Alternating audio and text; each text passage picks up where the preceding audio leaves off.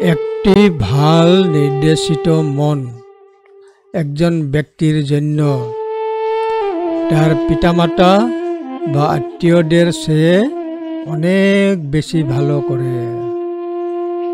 একটি ভাল নির্দেশিত মন একজন ব্যক্তির জন্য তার পিতামাতা বা আত্মীয়দের চেয়ে অনেক বেশি ভালো করে। ধম্মপদ 43। ভাল নির্দেশিত চিন্তা একজন ব্যক্তিকে তার বাবা বা মায়ের চেয়েও ভালো সাহায্য করতে পারে। একজনের মা কি বাবা, অন্য আত্মীয় যাই করুক না কেন, সুনির্দেশিত মন প্রকৃতপক্ষে একজনকে অতি মহান ব্যক্তি করতে পারে। ধম্মপদ 43।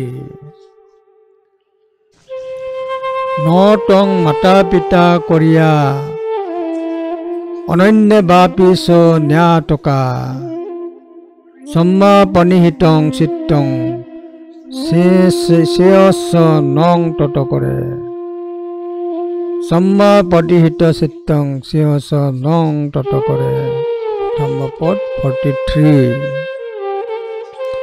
নটং মাতা পিতা কইরা অনন্য বাপিসু ন্যাটকা সম্মাপনিহিতং চিত্তং শ্রেয়স ন তত করে।